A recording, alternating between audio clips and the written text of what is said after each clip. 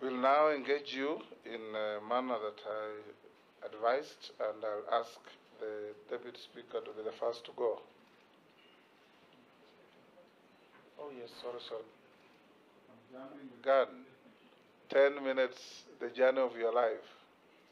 Thank you, Honorable Chairman. First, I want to thank this Honorable Vetting Committee for this opportunity that you've given me to express myself in this vetting exercise. I know it is a very noble exercise in this country as a law-abiding citizen, and I want to say thank you.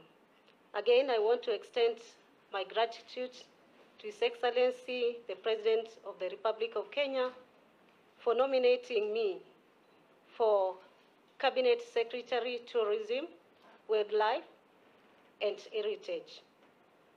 Honorable Chairman, my name is Peninah Malonza.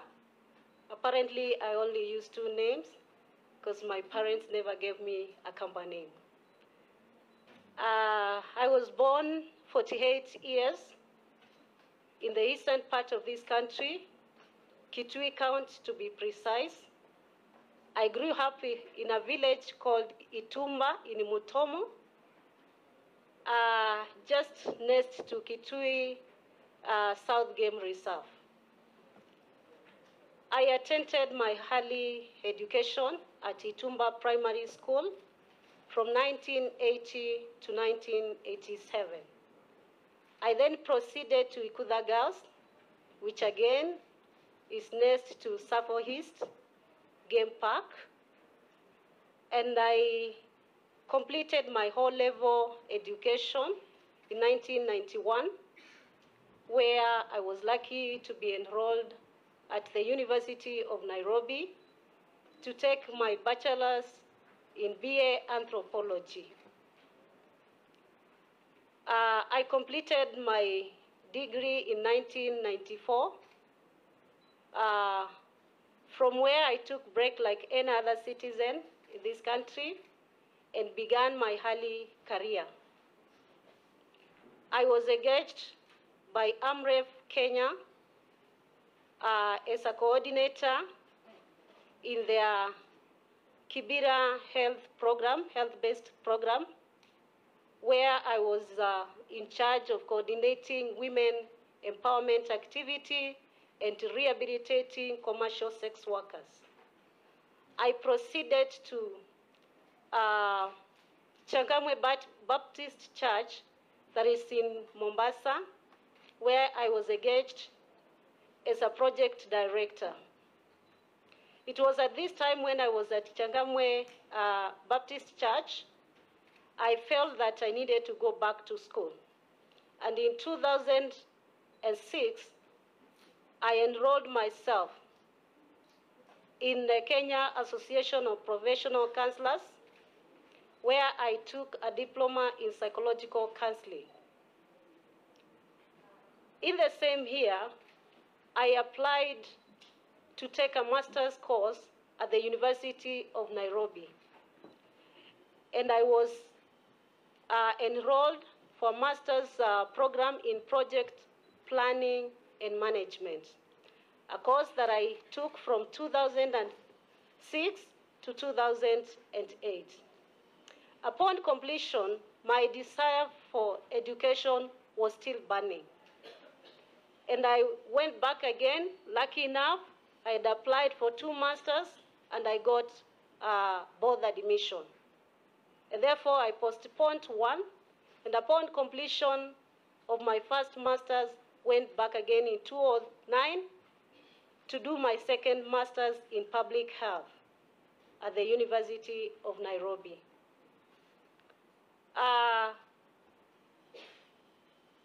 Besides the straightforward education, I've also taken short courses in various universities within the country and outside this country. And to be particular, I'd want to mention 2 that are essential for this vetting. I've taken a course in recovery models of African countries, at Chungwani University, Samoa Academy, Korea. I also took a course in health research at Addis Continental Institute of Public Health in Ethiopia. And finally, I would want to quote that I took a short course on leadership with International Leadership Foundation in conjunction with International Leadership University. Besides those three, I took others and they are in my file, which I presented, but it is good to mention that I've also taken finance for non-finance, management for non-governmental NGOs, proposal writing and resource mobilization at Daystar University, and peer counseling at Moi University. That marks my journey in education.